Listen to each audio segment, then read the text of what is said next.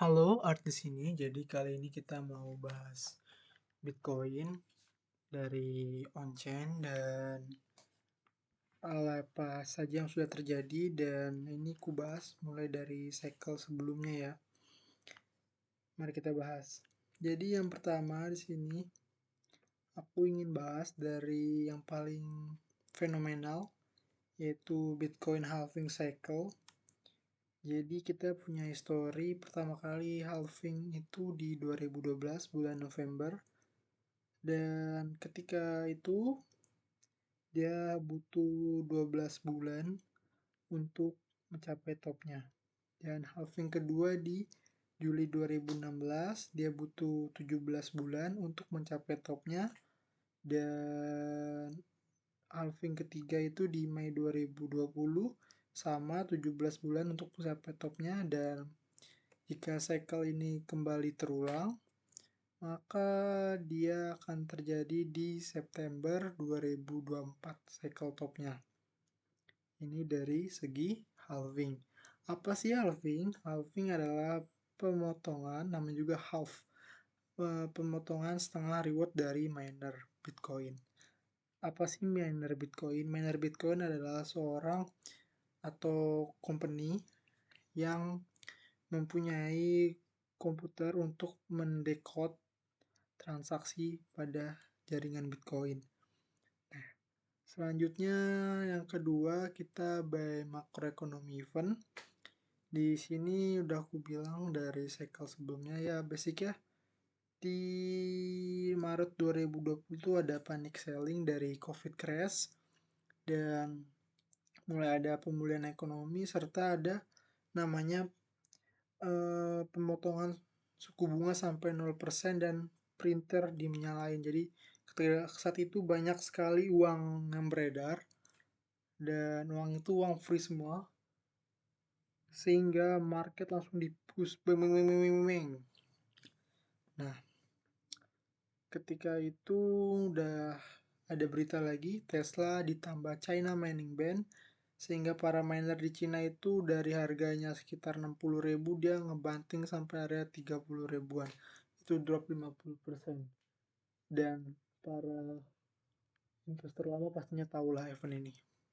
Dan dia mulai recovery ketika pertama kali muncul Kanada ETF Bitcoin di Juli 2021. Di situ market mulai slowly recovery dan sedikit koreksi lagi ketika semua transaksi kripto itu di-ban oleh PBOC, People Bank of China, di September 2021. Dan spek lagi setelah itu ada pas The Fed, FOMC The Fed di 2021 di bulan Desember tentang proyeksinya. The Fed mengumumkan adanya tapering. Apa sih tapering? Tapering adalah pembatasan liquidity di market. Jadi dia udah mulai hawkish dan dari saat itu market mulai mereaksi, banyak yang taking profit dan terjadilah kenaikan suku bunga di Januari 2022 pertama kali. Nah, marketnya udah press in, kepanikan yang dibuat Fed tapering ini, lalu udah sempat recovery dan di sini ada crash selanjutnya yaitu Terra Luna. Jebret jebret jebret, terus sebulan kemudian ada lagi bad news yaitu collapse-nya Three Arrow Capital dan jebret candle terakhir yang ini di bulan Juni 2022. Dan mulai konsolidasi dan yang terakhir adalah crashnya FTX. Nah, yang sebaliknya nih pas di 15.000 mulai slowing down, di situ di Januari 2003 dia bouncing karena ini kebalikannya guys. Di akhir ini lihat kalau kalian paham di sini di Desember 2021 ada Fed tapering. Jadi dia udah announce untuk memperkeruh likuiditas dan kebalikannya di cycle bull market kali ini di 2023 Januari ada isu cut rate sehingga investor dia balik lagi dan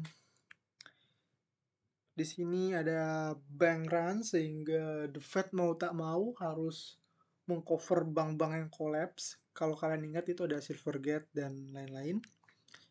Dan selanjutnya ada Evergrande. Ini adalah koreksi yang disebabkan Evergrande. Di saat itu Evergrande juga ada isu dengan kerjasama dengan Tether, sehingga ada isu bad news lah. Dan pada saat itu US ETF launch, terus XRP menang, harga spiking.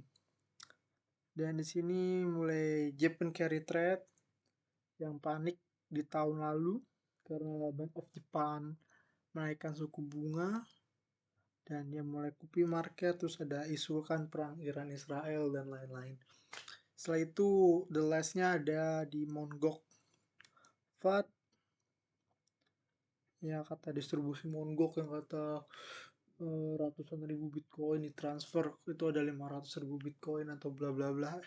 Setelah itu market mulai slowly dari Mt. Gox FAT ini, dari situ juga ada USDT FAT. Setelah itu di sini ada Trump win, dan yang terakhir ada Trump tarif skandal. Ya, setelah itu dipping, inflasi drop ke 2 poin berapa gitu, 2%an lah intinya. Dan harga setelah press in tarif dia bouncing lagi dari 75. Oke, ini adalah makro. Kesimpulannya apa? Kesimpulannya 60% dari Bitcoin itu digerakkan oleh internal sendiri, dari masalah problem-problem di exchange lah, di developer lah, seperti FTX, Raro Capital, Terra Luna.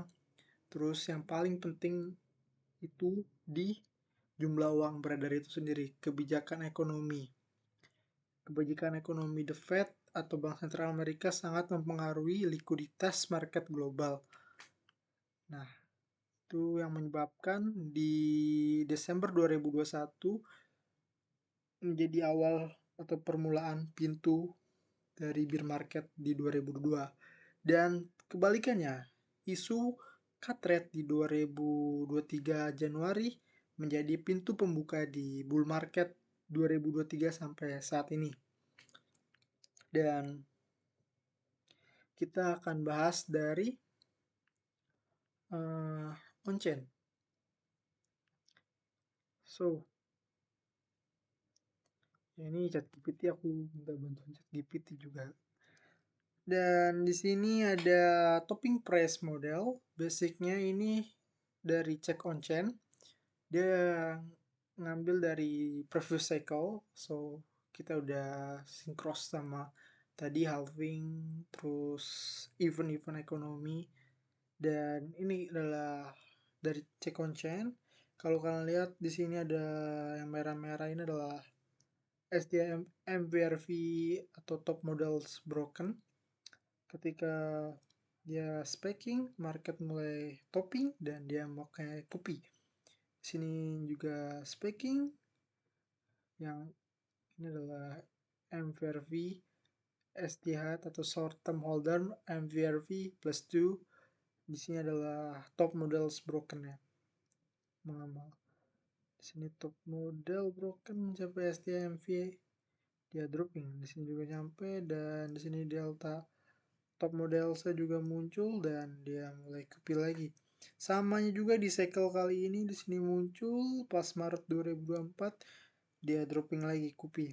Di sini juga muncul yang terbaru November 2024, dia dropping lagi kupi, dan di sini belum muncul. So, saya rasa ini masih namanya liquidity games, kupi ini belum buat topping lokal top, dan gitu aja. Oke, bye bye.